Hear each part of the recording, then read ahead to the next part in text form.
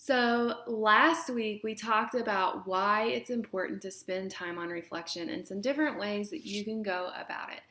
Journaling, meditating, praying, spending time outside without headphones. These are all ways that you can reflect, and there are all kinds of ways. And the only way to figure out what works for you is just to try them out. And when you do, I recommend sticking with a particular strategy for at least 2 weeks so that you can see the impact before you decide to switch away from it if it's not working for you. Okay, so as I promised, today we're going to look into how to really dig deep with your reflection. How do you challenge your own values, beliefs, opinions, and assumptions, like I mentioned last week? So I've got 4 ways for you. 4 ways. First, through reflection, through focused reflection. Second, through conversation with those who think differently than you. Third, through honest feedback from those who know you well. And 4, by always asking yourself why. So, let's tackle each one of these individually. First, focused reflection. What does that mean? What does that even look like? Well, it looks like choosing a topic or a specific question on which to focus as you journal or meditate or pray or walk outside or whatever it is that you're doing to reflect. Something like, what really makes me happy? Or from a bird's eye view, what do I notice about my life? Or what's really at the root of my dissatisfaction? Tackle a different question each time you reflect.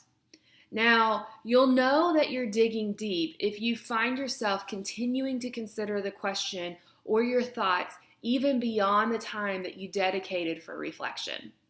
Now, to come up with your focus question, pay attention to what keeps arising in your thoughts as you go throughout your day or your week. What are the themes? How can you deconstruct them?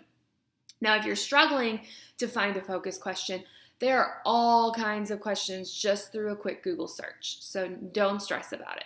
Okay, second, through conversation with those who think differently than you. What's important about this is that the goal of these conversations cannot be to convince or argue with the other person. It's really easy to fall down this hole with those who think differently. I found myself doing it sometimes. But if either person comes to the conversation with any goal other than understanding, it will not help you dig deep in your reflection. So how do you seek to understand? It's simple. Allow yourself to only ask questions. When you're in conversation with this person, unless they ask you a question, your only job is to continuously ask them questions about whatever topic they bring up. Let them direct the conversation. And if they bring up something that you disagree with, fight that urge to counter. Make a mental note for reflection later and ask a probing question to seek understanding. Your questions can be as simple as, where do you think that belief comes from? Or what led you to that choice? They don't have to be anything fancy, super simple. And the neat thing about this is that you're going to gain a ton of insight, and the other person will likely walk away considering their own beliefs, values, opinions, and assumptions, because you're going to be asking questions that most people don't. Now, be sure to take a curious tone in your questioning so the other person doesn't get defensive. Okay, third, through honest feedback from those who know you well. This is so important because it's one of the best ways for you to step outside of yourself. So you've heard that saying that there's your story, there's my story, and then there's the truth somewhere in the middle, right? Well, this works the same way. There's the way I perceive myself, there's the way others perceive me, and then there's the reality. And a great way to get closer to the reality is to get a glimpse from the other side of the coin. And just like in the first strategy above, I recommend coming to them with a very specific question. So here's an example. A few months ago, I was spending some time reflecting on how to be a better person. And so I decided to ask a handful of people their thoughts. But instead of asking that very broad question of how to be a better person, I got very specific. I asked my dad, what can I do to be a better daughter? I asked my sisters, what can I do to be a better sister? And I asked 3 of my best friends, what can I do to be a better friend? Now, the key is to ask people with whom you have varied relationships and those who you know are going to be 100% honest, even if it's something that might be hard to share. Okay. Finally, number 4, always ask yourself why.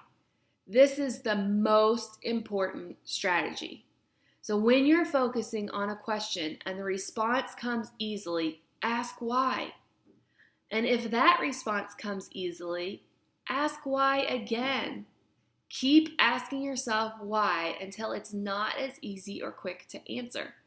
That's when you know you're going deep with your reflection.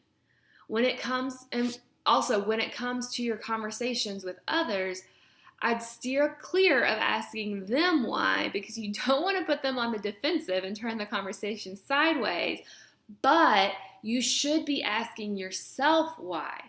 Why would they feel that way? What have I done to give that impression?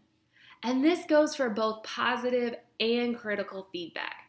Now, the best thing to reflect and dig deeper on is on positive feedback. So how many times have you just moved on when you get positive feedback? We all do it. I've done it too. That's you assuming that their perspective is correct or accurate. Yet, when we get critical feedback, we are naturally inclined to spend quite a bit of time picking it apart. We don't want to assume that it's correct or accurate when it's critical. We need to do this with positive feedback too.